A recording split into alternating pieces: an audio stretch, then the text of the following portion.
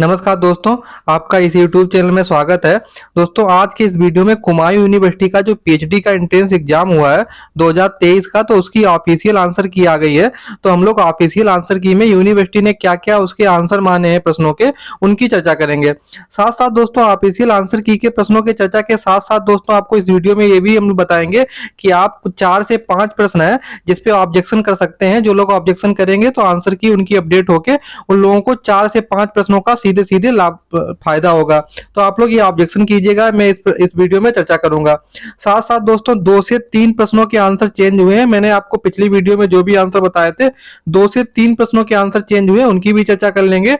तो हमें उम्मीद है कि आप लोग ये पूरा वीडियो जरूर देखिएगा, क्योंकि ये वीडियो आपके अन्य पीएचडी एंट्रेंस एग्जाम, साथ-साथ दोस्तों जो आप आगामी एग्जाम देंगे उसमें इतिहास के हो सकता है इसमें से 2 से 3 प्रश्न आपको रिपीटेड मिल जाए। तो दोस्तों सीधे आपका टाइम ना लेते हुए सीधे प्रश्न पे आते हैं। तो 51 दोस्तों प्रश्न है। इधर आपको क्या दिया है, ये युद्ध दिए हैं, ये कब युद्ध हुआ है, उनका काल दिया है। तो दोस्तों जो तृतीय मराठा वार हुआ था 1817 से 1818, ये हो गया 4।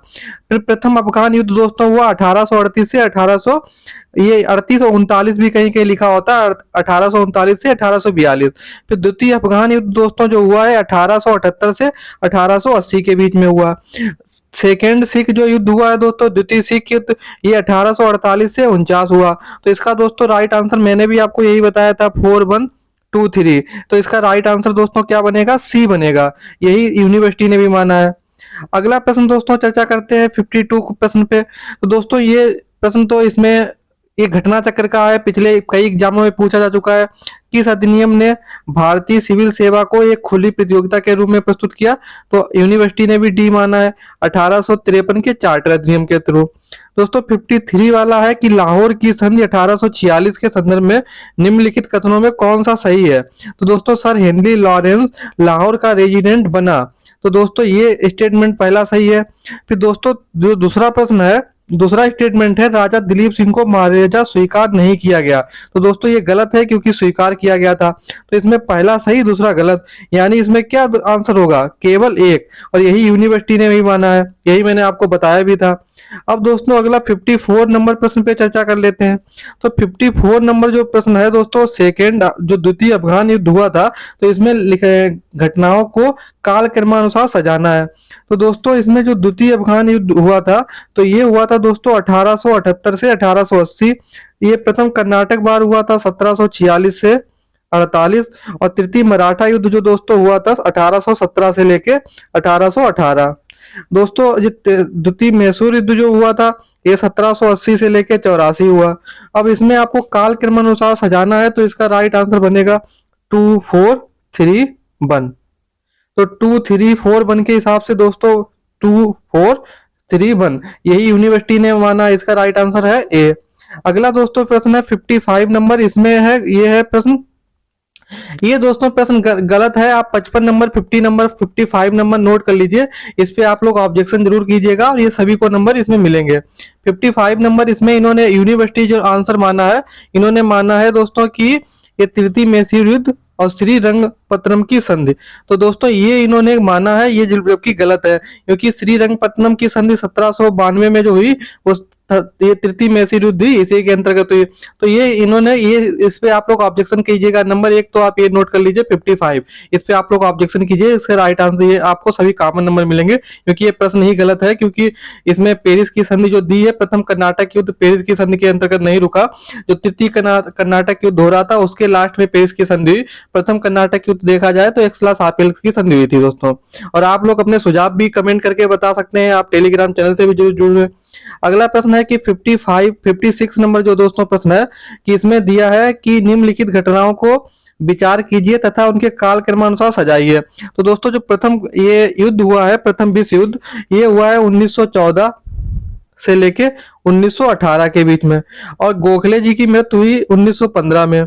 और ये खुदीराम फांसी दी गई थी 1908 में।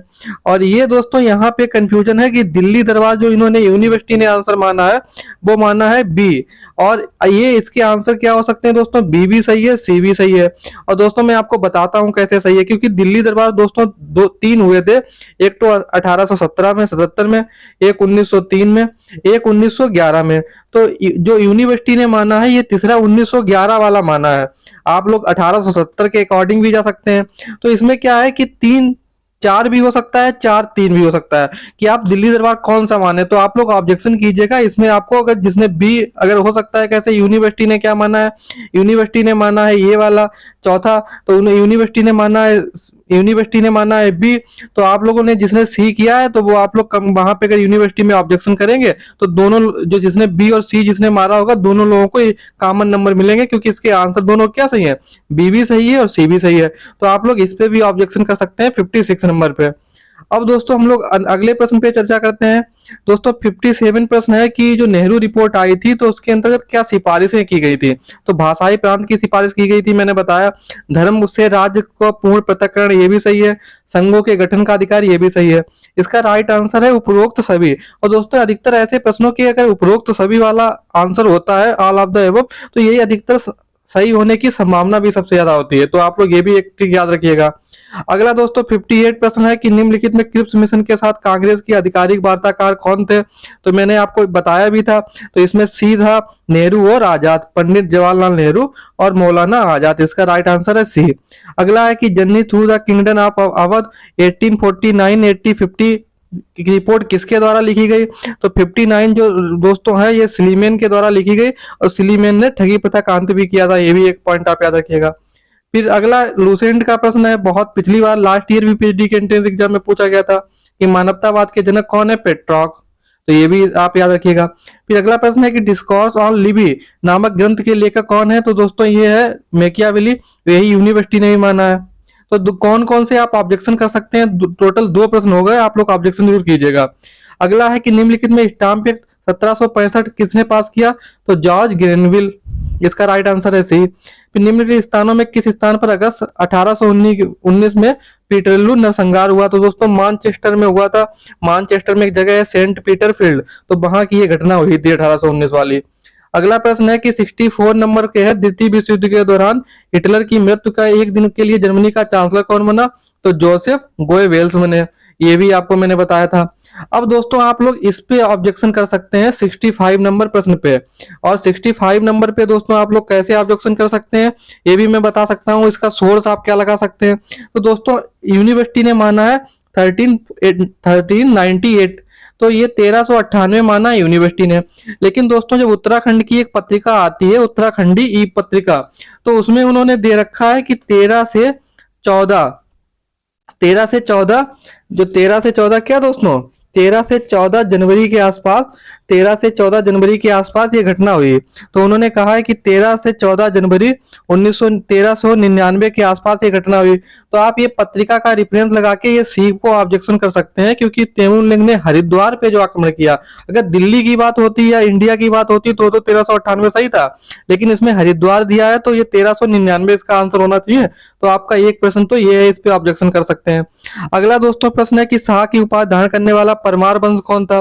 तो मैंने आपको बताया ये उत्तराखंड स्पेशल से, उत्तराखंड में एक डायनेस्टी थी पवार, इसी को परमार कहते हैं। तो इसी के एक शासक थे दोस्तों बलभद्र पवार या परमार। तो इन्हीं को दोस्तों बहलोल लोधी ने क्या दी, शाह की उपाधि दी, और ये हो गए बलभद्र शाह हो गए। अगला दोस्तों इसका प्रश्न है 67, निम्नलिखित में कौन सा चंद राजा मुगल सम्राट के उनके दरबार में मिलने गया था। मैं आपको बताया था, इसका नाम है रुद्र चंद्र। अगला दोस्तों प्रश्न है 68, बंगाड़ी का युद्ध किसके युद्ध हुआ। तो दोस्तों इसका राइट आंसर है, ये भी मैंने आपको बताया था, फतेह शाह और गुरु गोविंद सिंह। आप नेट वगैरह पे सर्च करेंगे तो कहीं कहीं फतेह शाह को क्या लिखा होता है, भीमचंद्र। तो आप लोग इस यूनिवर्सिटी ने माना है। अगला है कि मुनि की रेती किस वंश की मुद्राएं हैं। कुषाण डायनेस्टी की है, कुषाण वंश की है। 70 प्रश्न है कि राजुला मालूशाही उत्तराखंड का प्रसिद्ध प्रेम कहानी है, किस राजवंश से संबंधित है। दोस्तों कत्यूरी डायनेस्टी से संबंधित है। तो ये भी मैंने आपको बताया था। अब दोस्तों हम लोग 70 के बाद 71 पे चलते हैं। प्री हिस्टोरिक इंडिया नामक ग्रंथ किसने लिखा। तो स्टुअर्ट पिगार्ट या यस पिगार्ट ने लिखा। इसका राइट आंसर है बी। और दोस्तों जो जो ऑब्जेक्शन आपको करने हैं वो मैं आपको बताते चलता हूँ। 72 है कि निम्नलिखित में किस पाषाण संस्कृति को फलक संस्कृति के नाम से जानते हैं। तो दोस्तों मध्यपुरा पाषाण काल, मिडिल पेलियोलिथिक पीरियड, इसका राइट आंसर है बी। और मैंने ये आपको प्लेलिस्ट में आप जरूर देखिएगा, ये सब प्रश्नों की चर्चा भी की है। अगला दोस्तों 73 प्रश्न है कि मोहनजोदाड़ो में जो अन्ना भंडागार थे वो दुर्ग के भीतर स्थित थे, ये भी सही स्टेटमेंट है। और हड़प्पा के अन्ना भंडार थे वो दुर्ग के बाहर स्थित था। तो 73 में राइट आंसर है सी, यही मैंने आपको बताया था। 74 वाला भी मैंने आपको बताया था कि हाथीदास, ये इसमें दो स्टेटमेंट है, कौन सा सही है। तो हाथीदास सीपी कांसे के बने स्केल क्रमशः कहाँ पाए जाते थे, कालीबंगा, आलमगीरपुर, धौलागिरा। तो दोस्तों कॉमन सी बात है, हाथी के दांत कालीबंगा स्केल नहीं प्राप्त हुआ, के दांत का स्केल कहाँ से प्राप्त हुआ, लोथल। तो ये तो पहला स्टेटमेंट गलत हो गया। चानूदड़ो लोथल से क्या थे, मनका बनाने के केंद्र प्राप्त हुए, तो ये सही है, पहला स्टेटमेंट गलत है। तो इसमें एक गलत है, दो सही है। राइट आंसर क्या है इसका, सी। अब दोस्तों निम्नलिखित में से किस स्थान से गर्त निवासों के पुरातात्विक साक्ष्य प्राप्त हुए हैं। दोस्तों इसका ये पुरातात्विक 75 का आंसर है गुफराल। और एक बुर्ज होम से भी ये साक्ष्य प्राप्त हुए, लेकिन डी इसका राइट आंसर है, यूनिवर्सिटी ने भी माना। 75 है कापालिक संप्रदाय के द्वारा शिव जिस रूप में पूजे जाते थे वो दोस्तों भैरव रूप था। हड़प्पा सभ्यता में एक चांदी का जार सूती कपड़े का अवशेष मिले हैं दोस्तों, मोहनजोदाड़ो से मिले, सी राइट आंसर है। 78 नंबर प्रश्न है, ये भी मैंने आपको बताया था। और इस यूट्यूब चैनल की जब प्रारंभ हुआ था यूट्यूब चैनल के वीडियो का, तो सबसे पहले मैंने आपको लेखक और किताबों वाला ही वीडियो बनाया था। आप लोग जरूर देखिएगा, क्योंकि इस एग्जाम में भी 3 से 4 प्रश्न सीधे सीधे आए हैं और सभी एग्जाम में आ रहे हैं। तो नामा लिंगानुशासन क्या है, एक अमर कोश है, पहला स्टेटमेंट सही है। क्रिश्चियन टोपोग्राफी नामक ग्रंथ के लेखक अज्ञात हैं, गलत है, क्योंकि क्रिश्चियन टोपोग्राफी के लेखक ज्ञात हैं, कॉस्मास है। तो ये स्टेटमेंट गलत है, ये सही है, यानी एक सही है, दो गलत। इसका राइट आंसर दोस्तों 78 का क्या है, ए, यही यूनिवर्सिटी ने भी माना है। तो और दोस्तों अब लास्ट में भी बता देंगे आप किस किस पे ऑब्जेक्शन कर सकते हैं। फिर 79 दोस्तों नारद स्मृति के द्वारा शाही राजस्व के लिए कृषि उत्पाद का भाग निश्चित किया गया था, 1/6 हिस्सा। तो इसका राइट आंसर क्या है, ए। अब दोस्तों हम लोग 80 प्रश्न पे चर्चा करेंगे। 80 प्रश्न है कि अशोक के अभिलेख कितनी भाषाओं और लिपियों में प्राप्त होते हैं। तो दोस्तों इसका जो राइट आंसर है अशोक वाला 80 का सी, कितने, 3 भाषाओं और 4 लिपियों में। 3 भाषाएं दोस्तों कौन कौन सी हैं, प्राकृत, खरोष्टी और माइक। और 4 लिपि दोस्तों कौन कौन सी हैं, ब्राह्मी, खरोष्ट, अरमाइक और यूनानी। तो इसका राइट आंसर क्या है दोस्तों, सी। और दोस्तों अगर आप लोगों को कंफ्यूजन है तो आप लोग कमेंट करके या टेलीग्राम चैनल्स पे जुड़ के वहां पे भी डिस्कशन कर सकते हैं। आपकी जहां तक जितनी भी जिज्ञासा है शांत करने की कोशिश की जाएगी। 81 दोस्तों प्रश्न है कि याज्ञवल्क्य स्मृति के टीकाकार कौन नहीं थे। तो दोस्तों मैंने आपको ये बताया भी था। तो याज्ञवल्क्य की जो इसमें अगर बात की जाए विज्ञानेश्वर और विश्वरूप, ये दोस्तों ये टीकाकार थे। ये कब के थे, 11वीं से 12वीं सदी पे इन्होंने याज्ञवल्क्य पे टीका लिखी। और अपहार्य थे इन्होंने दोस्तों 12वीं सदी में टीका लिखी। और भारूची ने दोस्तों, इसका मैंने आपको टिक भी बताया था, BBA, विज्ञानेश्वर, विश्वरूप और अपहार्य। भारूची ने दोस्तों लिखी थी मनुस्मृति पे। मनुस्मृति पे और किसने टीका लिखी आप लोग कमेंट करके जरूर बताइएगा। अगला प्रश्न है 82, पुराणों के संदर्भ में निम्नलिखित कथनों पे कौन सा सही है। तो पुराणों के रचयिता लोमहर्ष और उग्र या उग्रसर्मा माना जाते हैं, सही है। अधिकांश पुराणों की रचना 3री शताब्दी में है, ये गलत है। तो 82 का दोस्तों प्रश्न राइट आंसर क्या है, ए, इसमें सही है। अगला है पुराणों के संदर्भ में निम्नलिखित कथन में कौन सा सही है। तो इसमें दोनों स्टेटमेंट सही हैं। पहला स्टेटमेंट क्या है, विष्णु पुराण जो था उससे मौर्य वंश की जानकारी मिलती है, सही है। वायु पुराण से गुप्त वंश की जानकारी मिलती है, ये भी सही है, शासन पद्धति की। तो राइट आंसर क्या है इसका दोस्तों, सी। अगला दोस्तों 84 प्रश्न है कि निम्नलिखित ये जीवनियां दी हैं, इनके लेखक दिए हैं। तो दोस्तों जैसे बुद्ध चरित किसने लिखी, अश्वघोष ने लिखी। और हर्षचरित दोस्तों किसने लिखी, बाणभट्ट ने लिखी। और गाड़वोह किसने लिखी दोस्तों, बाकीपति ने लिखी। और रामचरित संध्याकर नंदी। तो इसका राइट आंसर क्या है, 2, 3, 4, 1। लेकिन दोस्तों यहाँ पे मिस्टेक क्या हो गया, ये इंग्लिश और हिंदी में दोनों जगह मिस्टेक हो गया। ये 2 2 बार दोस्तों रिपीट हो गया है। यहाँ पे क्या होना चाहिए था, 4। तो आप लोग इसमें भी ऑब्जेक्शन कीजिएगा। जहां तक इसमें यूनिवर्सिटी ये प्रश्न डिलीट करेगी तो इसमें भी दोस्तों आपको कॉमन नंबर मिलेंगे 84 में। अगला दोस्तों 85 प्रश्न है कि कल्प सूत्र, भगवती सूत्र, निकाय और आचारांग सूत्र। तो आचारांग सूत्र दोस्तों ये वैसे भी यहाँ आप संधि विच्छेद करेंगे तो आचरण से संबंधित है। तो इसमें जैन विच्यों के आचार नियम दिए थे। और निकाय दोस्तों सूत्र निकाय, अंगुत्तर निकाय, ये सब क्या है, बुद्ध धर्म के सिद्धांतों का संग्रह है। अब बात बचती है कि भगवती सूत्र। तो भगवती सूत्र में दोस्तों क्या है, महावीर के कृत्यों का विवरण दिया गया है। साथ साथ दोस्तों जो 24 तीर्थंकर हैं उनकी जीवनियां भी दी गई हैं। और कल्प सूत्र में क्या है, जैन धर्म का प्रारंभिक इतिहास। ये मैंने आपको जैन धर्म का जब लिटरेचर पढ़ाया था तो वहां भी आपको बताया था। तो इसका राइट आंसर दोस्तों क्या हो जाएगा, 3142। 3142। तो 3142 के हिसाब से राइट आंसर क्या हो जाएगा, ए। आप लोगों को मैं आपको डिटेल से बताता चल रहा हूँ। 86 है कि अजंता के किस गुफा में मरणासन राजकुमारी के चित्र प्राप्त हुए हैं, लूसेंट का है, गुफा नंबर 16। 87 है कि निम्नलिखित में किसने शिल्प शास्त्र का वर्णन मिलता है। दोस्तों मैंने ये भी आपको पहली स्टार्टिंग वीडियो में बताया था। तो दोस्तों ये मानसार में मिलता है। मानसार को दोस्तों इसका नाम क्या है, मानस उल्लास भी बोलते हैं। ये एग्जाम में दोनों बार ये भी प्रश्न पूछा चुका है। तो ये दोस्तों मानस उल्लास, इसे अभिलाषी तीर्थ चिंतामणि भी इस किताब को बोलते हैं। और ये मानसार या मानस उल्लास एक ही किताब है। इसका ये किसने लिखी, ये लोग दोस्तों लिखी सोमेश्वर तृतीय ने। और ये कल्याणी के चालुक्य शासक थे, ये भी आप याद रखिएगा। फिर देवा दशंकम एक मलयालम कृति है, इसके रचयिता कौन है दोस्तों, नारायण गुरु है। ये राइट आंसर है। अगला 89 प्रश्न है कि चंपक। तो दोस्तों ये चंपक है दोस्तों, ये गलत है क्योंकि ये चंपा में है, मध्य भारत में नहीं है। दुर्गा दोस्तों जम्मू में है, सही है। कुलुता दोस्तों कुल्लू में है, ना कि मालाबार। मालाबार कहाँ है, केरला वाले तट को बोलते हैं। तो इसमें राइट आंसर क्या है, बी सही है। राइट आंसर क्या है, बी।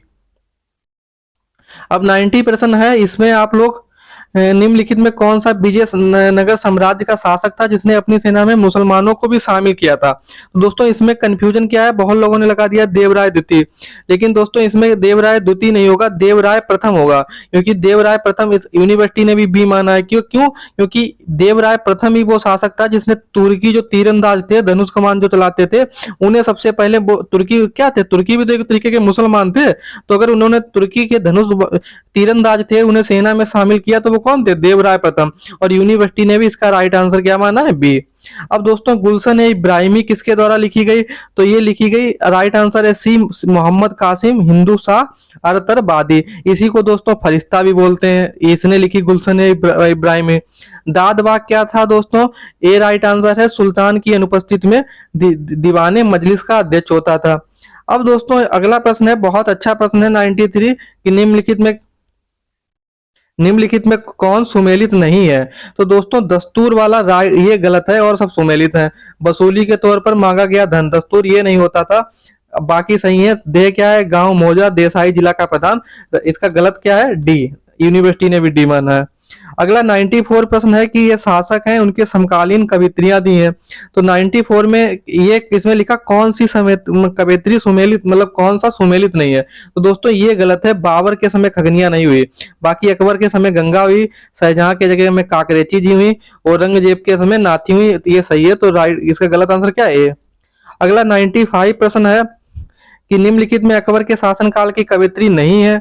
तो दोस्तों इसमें 95 में बी रान रूधारी नहीं है, बाकी कमला मसीह देवी, दयाबाई और नवलाबाई ये क्या है, ये अकबर काल की कवित्री है। अगला 96 दोस्तों, जैसा कि मैंने आपको बताया था 96 संत चरणदास के बारे में बताया था। संत चरणदास ने क्या किया था, चरणदासी संप्रदाय की स्थापना की थी। इनकी दो शिष्या थी, दयाबाई और सहजोबाई। तो दयाबाई ने विनय मलिका लिखी और इन्होंने एक किताब और लिखी थी, दयाबोध, ये सही है। सहजोबाई ने सहज प्रकाश लिखी, ये भी सही है। और दोस्तों इसमें गलत क्या है, ये गंगाबाई ने गणेश देव लीला नहीं लिखी। सोन कुमारी ने स्वर्णवेली की कविता भी लिखी। 97 में है, छत्रपति शिवाजी ने नौसेना का मुख्यालय कहाँ स्थापित किया, कोलाबा में स्थापित किया। 98 प्रश्न है दोस्तों, ये बहुत अच्छा प्रश्न 98 बनाया गया है। 90 प्रश्न है कि हैदराबाद राज्य की स्थापना, ये दोस्तों ही 1724 में। सादत खां की अवध में जो मृत्यु हुई थी, तो दोस्तों सादत खां की मृत्यु हुई थी 1739 में। तो 1739 में इनकी मृत्यु क्या हुई, तो दोस्तों इन्होंने क्या किया, मोहम्मद शाह रंगीला ने सादत खां को बुलाया नादिर शाह के खिलाफ युद्ध करने के लिए, लेकिन इन्होंने नादिर शाह की तरफ और उल्टा मिल गए और नादिर शाह से कहा कि तुम आक्रमण करो, तुम्हें 20 करोड़ रुपया मिलेगा, मतलब लूट से। लेकिन वो नादिर शाह को दिल्ली से 20 करोड़ रुपए नहीं मिले, तो इन्होंने क्या किया, ये तो फिर इन्हें तो करना ही था, तो इन्होंने जहर खा के सादत खां ने कर ली आत्महत्या। कब, 1739 में। लाहौर की दोस्तों जो संधि हुई थी, लाहौर की संधि की अगर बात की जाए तो 1846 में हुई। और टीपू मैसूर की गद्दी पे दोस्तों कब बैठा, 1782 में। तो इसका अगर क्रोनोलॉजी लगाई जाए तो 1 2 4 3 4-3। राइट आंसर क्या है इसका? ए। दोस्तों अगला प्रश्न है, कई लोगों के कमेंट भी आ रहे थे, तो दोस्तों इस टाइप के प्रश्न पे वही आंसर माने जाते हैं जो सबसे ज्यादा होने की संभावना हो। चाहे आप अगर सिविल सर्विस का भी एग्जाम दें, उसमें भी कई बार एग्जाम में ऐसे प्रश्न पूछे गए हैं और आयोग ने वही आंसर माना है जो सबसे आप कैसे सबसे ज्यादा गलत होने की संभावना है। तो निम्नलिखित में कौन सा सुमेलित नहीं है? तो दोस्तों आप लोगों ने कमेंट किया कि पुरंदर की संधि, जैसा कि मैंने वीडियो में बताया था। तो दोस्तों पुरंदर की संधि एक तो जयसिंह और शिवाजी के बीच में हुई, लेकिन पुरंदर की संधि दोस्तों अंग्रेज और पेशवा के बीच में हुई। तो आप इसे गलत नहीं से कह सकते हैं, क्योंकि ये भी राइट आंसर है। अब दोस्तों राक्षस भुवन की संधि जयसिंह और शिवाजी के बीच में हुई, ये भी दोस्तों सही है। संगोला की संधि बालाजी और हैदराबाद के निजाम हुई, ये भी सही है। तो इसमें गलत क्या है दोस्तों? कंकापुर की संधि माधवराज और जनोजी के बीच में नहीं हुई। तो यूनिवर्सिटी ने भी क्या माना? इसका सी गलत है, बाकी सब सही है। अब दोस्तों इसमें से 100 नंबर जो प्रश्न है, 100वां प्रश्न है, इस पे भी बहुत लोगों के कमेंट आए हैं। तो दोस्तों उनकी प्रॉब्लम है दूसरा स्टेटमेंट, पहले पे तो सब सहमत है। कैप्टन हॉकिंस के संदर्भ में निम्नलिखित कथनों में कौन सा सही है? जैसा कि इसमें बताया गया है, वह 1911 में जेम्स प्रथम के दूत के रूप में भारत आया। तो दोस्तों इस पे तो सबसे एग्री है कि नहीं आया, 1911 में नहीं आया। लेकिन लोग इसमें कंफ्यूज है कि वह तुर्की भाषा का बहुत अच्छा ज्ञाता था। मैंने जैसे आपको बताया था, मैंने भी बताया था वह फारसी का ज्ञाता था, तुर्की का नहीं। लेकिन बहुत सी किताबों में तुर्की भाषा का भी ज्ञाता उसे बताया जाता है। तो अगर आप उन किताबों का रेफरेंस देके अगर आप ऑब्जेक्शन करना चाहते हैं तो कर सकते हैं। लेकिन मैंने भी बहुत सी स्टैंडर्ड बुक्स में पढ़ा है, हो सकता है आपने भी पढ़ा हो कहीं तुर्की भाषा में। तो आप अगर इसके तुर्की भाषा के साथ जाना चाहते हैं तो आप लोग ऑब्जेक्शन कर सकते हैं। नहीं, मैंने आपको और यूनिवर्सिटी ने जो आपको बताया है, यूनिवर्सिटी ने आपको बताया है डी। ना तो एक सही है, क्योंकि यूनिवर्सिटी ने उसे तुर्की भाषा का जानकार नहीं माना, तुर्की यूनिवर्सिटी ने भी फारसी माना है। तो ना तो एक, ना अब एक, दो। अब मैं दोस्तों आपको बताना चाहता हूं कि आप कौन कौन से प्रश्नों पे ऑब्जेक्शन कर सकते हैं, तो जिससे आपको नंबर मिलेंगे। काफी लोगों के कमेंट आ रहे थे। तो दोस्तों अब मैं आपको बताना चाहूंगा कि आप लोगों को कमेंट मतलब ऑब्जेक्शन किस किस प्रश्न पे करना है। तो आपको एक तो 55 नंबर पे प्रश्न पे ऑब्जेक्शन करना है, आप लोग में देख लीजिएगा। 56 प्रश्न पे ऑब्जेक्शन करना है। इसमें क्या है, बी और सी दोनों सही हैं, तो इसमें कॉमन नंबर मिलेंगे अगर बी या किसी ने लगाया है। दोस्तों फिर उसके बाद आपको 65 पे ऑब्जेक्शन करना है, क्योंकि इसमें हरिद्वार पे तैमूरलंग का आक्रमण क्या माना गया, 1398। लेकिन उत्तराखंडी पत्रिका के अनुसार क्या है, 1399। दोस्तों आपको एक प्रश्न पे और ऑब्जेक्शन करना है 84 में। इसमें भी ऑब्जेक्शन में गलत है, क्योंकि यहाँ पे क्या था, यहाँ पे 2 3 4 1 होना चाहिए, लेकिन टाइपिंग मिस्टेक है हिंदी और अंग्रेजी दो में। उन्होंने यहाँ पे 2 बार 2 2 कर दिया है। तो आपके हो गए प्रश्न 4। और अगर आप लास्ट प्रश्न है जो 100वां प्रश्न है, जिसमें तुर्की भाषा का जानकार, ये अगर आप रेफरेंस देके कर इस पे ऑब्जेक्शन करना चाहें तो कर सकते हैं। लेकिन ये जो 4 प्रश्न है ये यूनिवर्सिटी की आंसर की में गलत है, तो आप इन पे ऑब्जेक्शन कर सकते हैं। अगर आपकी कोई अन्य दुविधा है, आप लोग कमेंट करके पूछ सकते हैं। साथ साथ आप लोग टेलीग्राम चैनल से जरूर जुड़िएगा, क्योंकि आप लोग सीधे टेलीग्राम से डायरेक्ट सही से चैट पर्सनल व्यक्ति से हो जाती है। तो दोस्तों आप लोग टेलीग्राम से जुड़िएगा। आप लोग अपना स्कोर भी बताइएगा कमेंट में कि आप लोगों का कितना कितना स्कोर है। जल्दी आपको एक कट ऑफ भी बताई जाएगी, कितने कट ऑफ वाले सेफ हैं, और कुछ स्ट्रेटजी भी आपसे साझा कर सकते हैं इंटरव्यू से। मैंने एक वीडियो बनाई भी है कि इंटरव्यू में मुझसे क्या पूछा गया है। तो इस तरीके से आप लोगों का हमें उम्मीद है कि जिन्होंने अच्छा स्कोर किया होगा, तो 16 सीटें हैं इतिहास में, तो इस बार बहुत ज्यादा कट ऑफ नहीं जाएगी, और पेपर का स्टैंडर्ड भी सही सलामत था। तो मेरे हिसाब से जो 65 से 70 प्रश्न, हो सकता है 60 वालों का भी हो जाए। तो ये 60 से 70 वालों का हमें उम्मीद है कि पीएचडी में उन्होंने अच्छा स्कोर किया है। रिसर्च जो 50 पे क्वेश्चन है रिसर्च के, वो और इतिहास के मिला के, तो ये बहुत सेफ हैं। उनसे कम वालों की भी कट ऑफ जा सकती है, क्योंकि वो भी निराश ना हो। ये तो आपको एक्चुअल जब फाइनल मेरिट आएगी तभी पता चलेगी। दोस्तों अगर आपका कोई प्रश्न है तो आप कमेंट करके पूछ सकते हैं।